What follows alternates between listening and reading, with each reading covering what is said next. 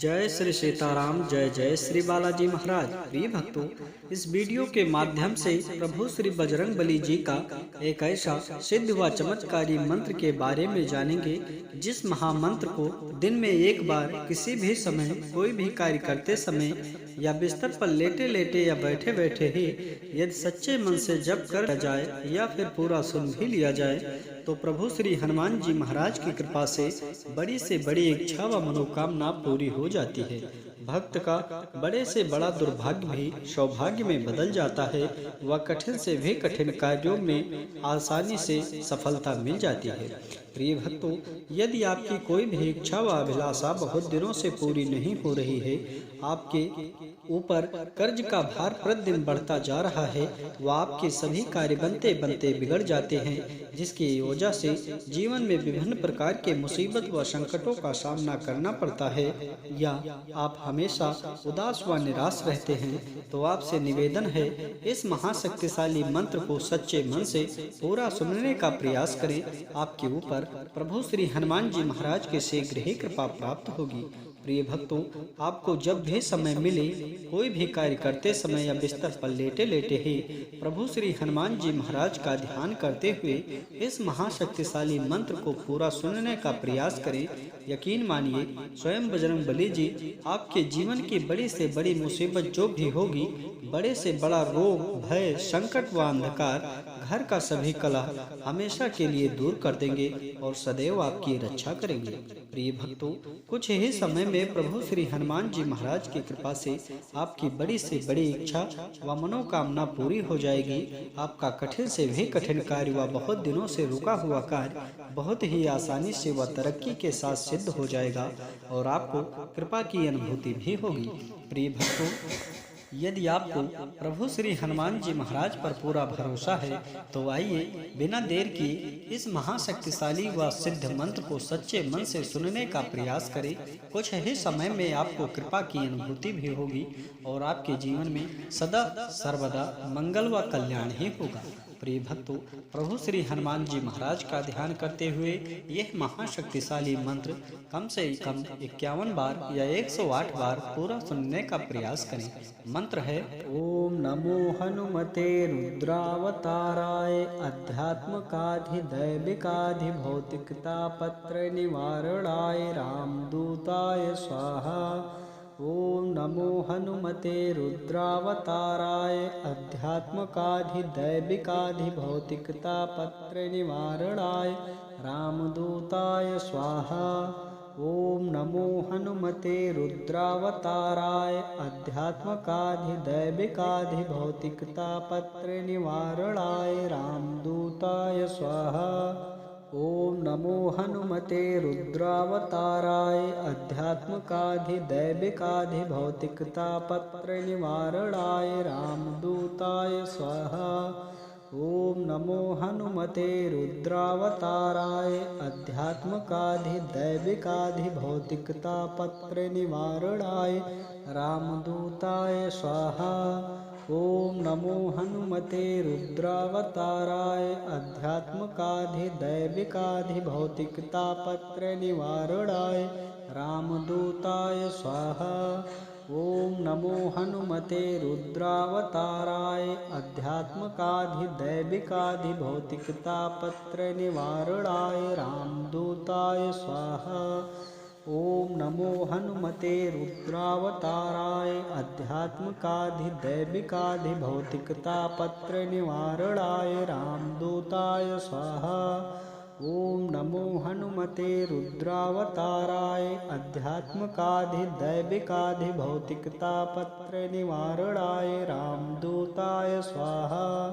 ओम नमो हनुमते रुद्रावताराय अध्यात्मकाधिदैविकाधि भौतिकता पत्र निवारणाय रामदूताय स्वाहा। ओम नमो हनुमते रुद्रावताराय अध्यात्मकाधिदैविकाधि भौतिकता पत्र निवारणाय रामदूताय स्वाहा। ओम नमो हनुमते रुद्रावताराय अध्यात्मकाधिदैविकाधि भौतिकता पत्र निवारणाय रामदूताय स्वाहा। ओम नमो हनुमते रुद्रावताराय अध्यात्मकाधिदैविकाधिभौतिकतापत्र निवारणाय रामदूताय स्वाहा। ओम नमो हनुमते रुद्रावताराय अध्यात्मकाधिदैविकाधिभौतिकतापत्र निवारणाय रामदूताय स्वाहा।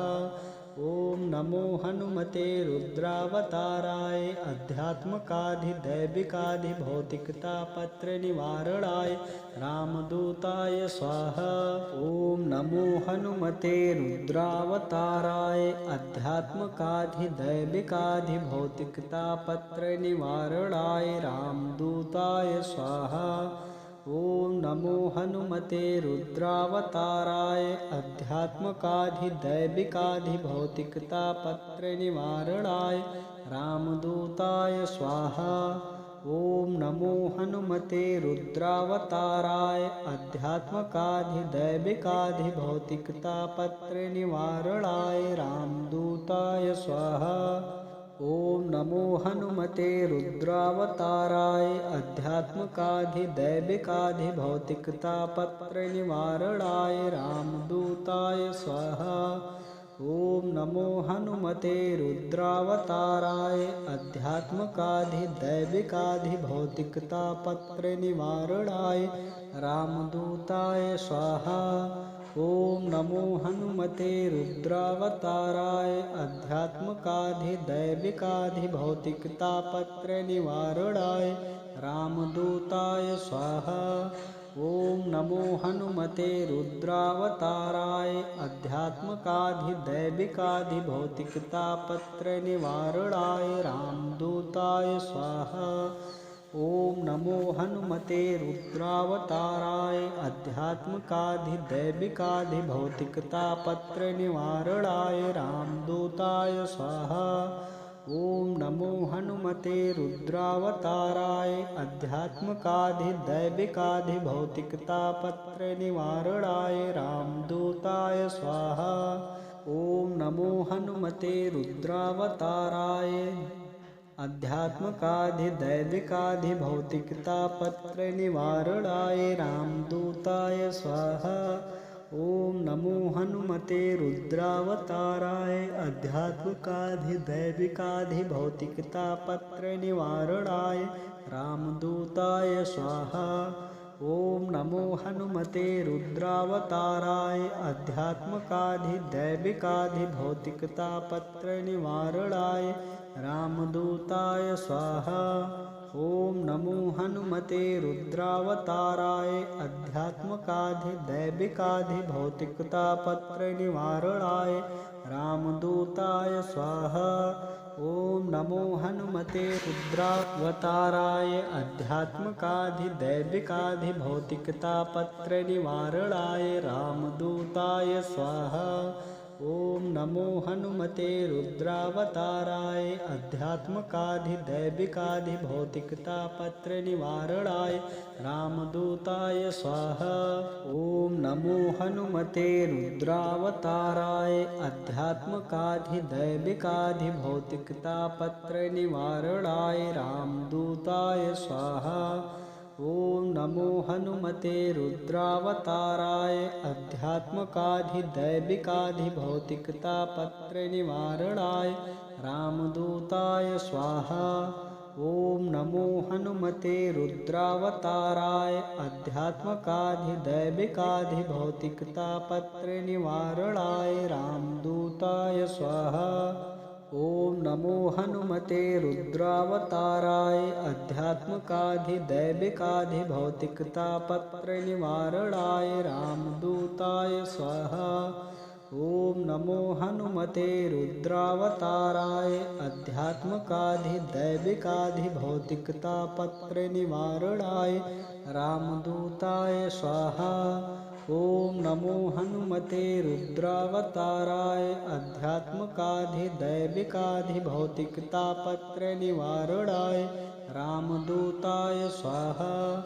ओम नमो हनुमते रुद्रावताराय अध्यात्मकाधिदैविकाधिभौतिकतापत्र निवारणाय रामदूताय स्वाहा। ओम नमो हनुमते रुद्रावताराय आध्यात्मिकाधिदैविकाधिभौतिकतापत्र निवारणाय रामदूताय स्वाहा। ओम नमो हनुमते रुद्रावताराय आध्यात्मिकाधिदैविकाधिभौतिकतापत्र निवारणाय रामदूताय स्वाहा। ओम नमो हनुमते रुद्रावताराय आध्यात्मिकाधिदैविकाधिभौतिकतापत्र निवारणाय रामदूताय स्वाहा। ओम नमो हनुमते रुद्रावताराय आध्यात्मिकाधिदैविकाधिभौतिकतापत्र निवारणाय रामदूताय स्वाहा। ओम नमो हनुमते रुद्रावताराय आध्यात्मिकाधिदैविकाधिभौतिकतापत्र निवारणाय रामदूताय स्वाहा।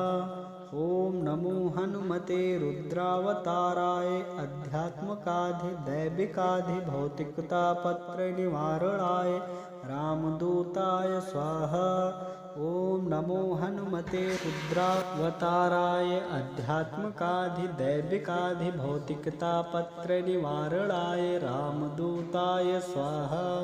ओम नमो हनुमते रुद्रावताराय आध्यात्मिकाधिदैविकाधिभौतिकतापत्र निवारणाय रामदूताय स्वाहा।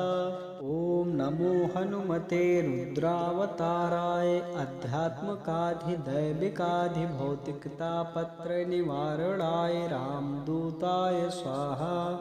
ओम नमो हनुमते रुद्रावताराय आध्यात्मिकाधिदैविकाधिभौतिकतापत्र निवारणाय रामदूताय स्वाहा। ओम नमो हनुमते रुद्रावताराय आध्यात्मिकाधिदैविकाधिभौतिकतापत्र निवारणाय रामदूताय स्वाहा। ओम नमो हनुमते रुद्रावताराय आध्यात्मिकाधिदैविकाधिभौतिकतापत्र निवारणाय रामदूताय स्वाहा। ओम नमो हनुमते रुद्रावताराय आध्यात्मिकाधिदैविकाधिभौतिकतापत्र निवारणाय रामदूताय स्वाहा। ओम नमो हनुमते रुद्रावताराय आध्यात्मिकाधिदैविकाधिभौतिकतापत्र निवारणाय रामदूताय स्वाहा। ओम नमो हनुमते रुद्रावताराय आध्यात्मिकाधिदैविकाधिभौतिकतापत्र निवारणाय रामदूताय स्वाहा। ओम नमो हनुमते रुद्रावताराय आध्यात्मिकाधिदैविकाधिभौतिकतापत्र निवारणाय रामदूताय स्वाहा। ओम नमो हनुमते रुद्रावताराय आध्यात्मिकाधिदैविकाधिभौतिकतापत्र निवारणाय रामदूताय स्वाहा। ओम नमो हनुमते रुद्रावताराय आध्यात्मिकाधिदैविकाधिभौतिकतापत्र निवारणाय रामदूताय स्वाहा। ओम नमो हनुमते रुद्रावताराय आध्यात्मिकाधिदैविकाधिभौतिकतापत्र निवारणाय रामदूताय स्वाहा। ओम नमो हनुमते रुद्रावताराय आध्यात्मिकाधिदैविकाधिभौतिकतापत्र निवारणाय रामदूताय स्वाहा। ओम नमो हनुमते रुद्रावताराय आध्यात्मिकाधिदैविकाधिभौतिकतापत्र निवारणाय रामदूताय स्वाहा। ओम नमो हनुमते रुद्रावताराय आध्यात्मिकाधिदैविकाधिभौतिकतापत्र निवारणाय रामदूताय स्वाहा। ओम नमो हनुमते रुद्रावताराय आध्यात्मिकाधिदैविकाधिभौतिकतापत्र निवारणाय रामदूताय स्वाहा। ओम नमो हनुमते रुद्रावताराय आध्यात्मिकाधिदैविकाधिभौतिकतापत्र निवारणाय रामदूताय स्वाहा।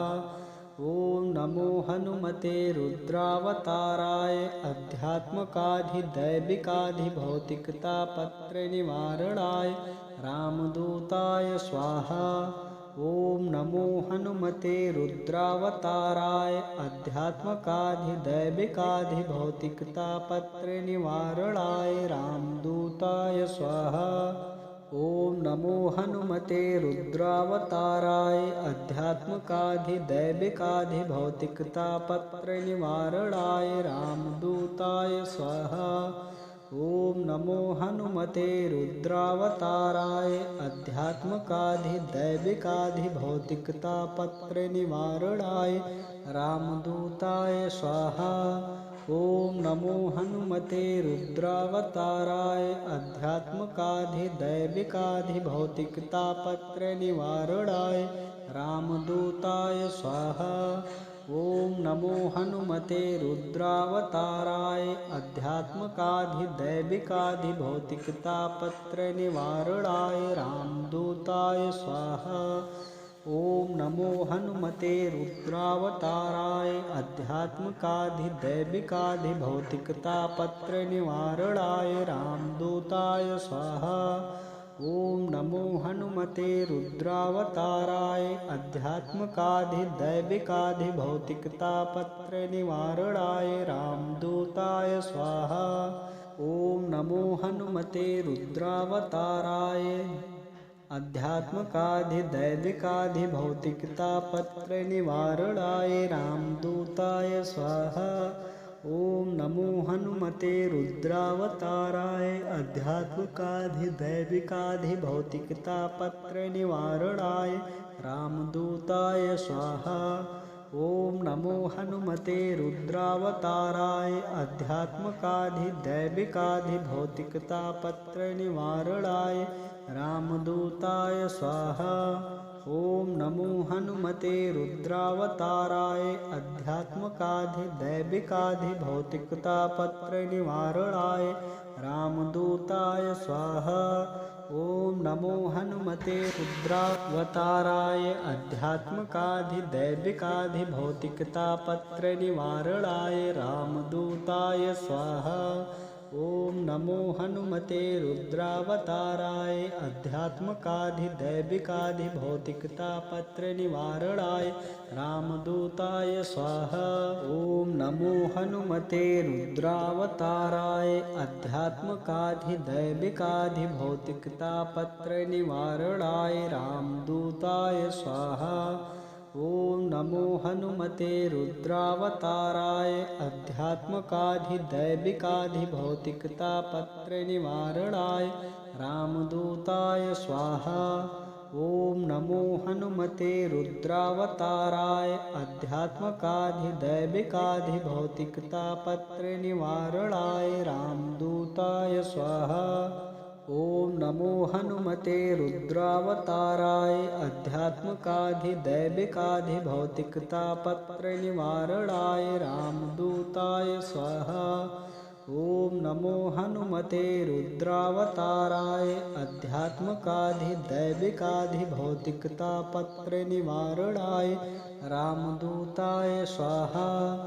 ओम नमो हनुमते रुद्रावताराय अध्यात्मकाधिदैविकाधिभौतिकतापत्र निवारणाय रामदूताय स्वाहा।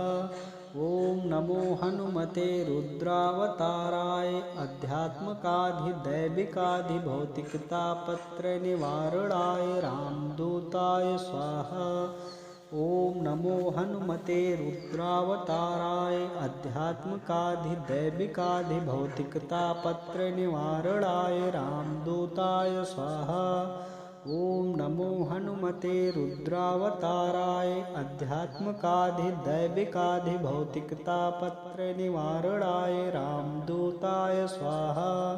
ओम नमो हनुमते रुद्रावताराय अध्यात्मकाधिदैविकाधिभौतिकतापत्र निवारणाय रामदूताय स्वाहा।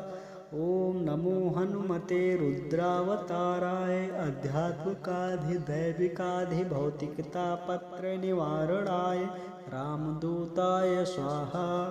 ओम नमो हनुमते रुद्रावताराय अध्यात्मकाधिदैविकाधिभौतिकतापत्र निवारणाय रामदूताय स्वाहा। ओम नमो हनुमते रुद्रावताराय अध्यात्मकाधिदैविकाधिभौतिकतापत्र निवारणाय रामदूताय स्वाहा। ओम नमो हनुमते रुद्रावताराय अध्यात्मकाधिदैविकाधिभौतिकतापत्र निवारणाय रामदूताय स्वाहा। ओम नमो हनुमते रुद्रावताराय अध्यात्मकाधिदैविकाधिभौतिकतापत्र निवारणाय रामदूताय स्वाहा। ओम नमो हनुमते रुद्रावताराय अध्यात्मकाधिदैविकाधिभौतिकतापत्र निवारणाय रामदूताय स्वाहा। ओम नमो हनुमते रुद्रावताराय अध्यात्मकाधिदैविकाधिभौतिकतापत्र निवारणाय रामदूताय स्वाहा। ओम नमो हनुमते रुद्रावताराय अध्यात्मकाधिदैविकाधिभौतिकतापत्र निवारणाय रामदूताय स्वाहा। ओम नमो हनुमते रुद्रावताराय अध्यात्मकाधिदैविकाधिभौतिकतापत्र निवारणाय रामदूताय स्वाहा। ओम नमो हनुमते रुद्रावताराय अध्यात्मकाधिदैविकाधिभौतिकतापत्र निवारणाय रामदूताय स्वाहा। ओम नमो हनुमते रुद्रावताराय अध्यात्मकाधिदैविकाधिभौतिकतापत्र निवारणाय रामदूताय स्वाहा। ओम नमो हनुमते रुद्रावताराय अध्यात्मकाधिदैविकाधिभौतिकतापत्र निवारणाय रामदूताय स्वाहा। ओम नमो हनुमते रुद्रावताराय अध्यात्मकाधिदैविकाधिभौतिकतापत्र निवारणाय रामदूताय स्वाहा। ओम नमो हनुमते रुद्रावताराय अध्यात्मकाधिदैविकाधिभौतिकतापत्र निवारणाय रामदूताय स्वाहा। ओम नमो हनुमते रुद्रावताराय अध्यात्मकाधिदैविकाधिभौतिकतापत्र निवारणाय रामदूताय स्वाहा। ओम नमो हनुमते रुद्रावताराय अध्यात्मकाधिदैविकाधिभौतिकतापत्र निवारणाय रामदूताय स्वाहा। ओम नमो हनुमते रुद्रावताराय अध्यात्मकाधिदैविकाधिभौतिकतापत्र निवारणाय रामदूताय स्वाहा। ओम नमो हनुमते रुद्रावताराय अध्यात्मकाधिदैविकाधिभौतिकतापत्र निवारणाय रामदूताय स्वाहा। ओम नमो हनुमते रुद्रावताराय अध्यात्मकाधिदैविकाधिभौतिकतापत्र निवारणाय रामदूताय स्वाहा। ओम नमो हनुमते रुद्रावताराय अध्यात्मकाधिदैविकाधिभौतिकतापत्र निवारणाय रामदूताय स्वाहा। ओम नमो हनुमते रुद्रावताराय अध्यात्मकाधिदैविकाधिभौतिकतापत्र निवारणाय रामदूताय स्वाहा। ओम नमो हनुमते रुद्रावताराय अध्यात्मकाधिदैविकाधिभौतिकतापत्र निवारणाय रामदूताय स्वाहा। ओम नमो हनुमते रुद्रावताराय अध्यात्मकाधिदैविकाधिभौतिकतापत्र निवारणाय रामदूताय स्वाहा। ओम नमो हनुमते रुद्रावताराय अध्यात्मकाधिदैविकाधिभौतिकतापत्र निवारणाय रामदूताय स्वाहा। ओम नमो हनुमते रुद्रावताराय अध्यात्मकाधिदैविकाधिभौतिकतापत्र निवारणाय रामदूताय स्वाहा। ओम नमो हनुमते रुद्रावताराय अध्यात्मकाधिदैविकाधिभौतिकतापत्र निवारणाय रामदूताय स्वाहा। ओम नमो हनुमते रुद्रावताराय अध्यात्मकाधिदैविकाधिभौतिकतापत्र निवारणाय रामदूताय स्वाहा। ओम नमो हनुमते रुद्रावताराय आध्यात्मिकाधिदैविकाधिभौतिकतापत्र निवारणाय रामदूताय स्वाहा। ओम नमो हनुमते रुद्रावताराय आध्यात्मिकाधिदैविकाधिभौतिकतापत्र निवारणाय रामदूताय स्वाहा। ओम नमो हनुमते रुद्रावताराय आध्यात्मिकाधिदैविकाधिभौतिकतापत्र निवारणाय रामदूताय स्वाहा। ओम नमो हनुमते रुद्रावताराय आध्यात्मिकाधिदैविकाधिभौतिकतापत्र निवारणाय रामदूताय स्वाहा। ओम नमो हनुमते रुद्रावताराय आध्यात्मिकाधिदैविकाधिभौतिकतापत्र निवारणाय रामदूताय स्वाहा। ओम नमो हनुमते रुद्रावताराय आध्यात्मिकाधिदैविकाधिभौतिकतापत्र निवारणाय रामदूताय स्वाहा। ओम नमो हनुमते रुद्रावताराय आध्यात्मिकाधिदैविकाधिभौतिकतापत्र निवारणाय रामदूताय स्वाहा। ओम नमो हनुमते रुद्रावताराय आध्यात्मिकाधिदैविकाधिभौतिकतापत्र निवारणाय रामदूताय स्वाहा। ओम नमो हनुमते रुद्रावताराय आध्यात्मिकाधिदैविकाधिभौतिकतापत्र निवारणाय रामदूताय स्वाहा। ओम नमो हनुमते रुद्रावताराय आध्यात्मिकाधिदैविकाधिभौतिकतापत्र निवारणाय रामदूताय स्वाहा। ओम नमो हनुमते रुद्रावताराय आध्यात्मिकाधिदैविकाधिभौतिकतापत्र निवारणाय रामदूताय स्वाहा। ओम नमो हनुमते रुद्रावताराय आध्यात्मिकाधिदैविकाधिभौतिकतापत्र निवारणाय रामदूताय स्वाहा। ओम नमो हनुमते रुद्रावताराय आध्यात्मिकाधिदैविकाधिभौतिकतापत्र निवारणाय रामदूताय स्वाहा। ओम नमो हनुमते रुद्रावताराय आध्यात्मिकाधिदैविकाधिभौतिकतापत्र निवारणाय रामदूताय स्वाहा। ओम नमो हनुमते रुद्रावताराय आध्यात्मिकाधिदैविकाधिभौतिकतापत्र निवारणाय रामदूताय स्वाहा। ओम नमो हनुमते रुद्रावताराय आध्यात्मिकाधिदैविकाधिभौतिकतापत्र निवारणाय रामदूताय स्वाहा। ओम नमो हनुमते रुद्रावताराय आध्यात्मिकाधिदैविकाधिभौतिकतापत्र निवारणाय रामदूताय स्वाहा।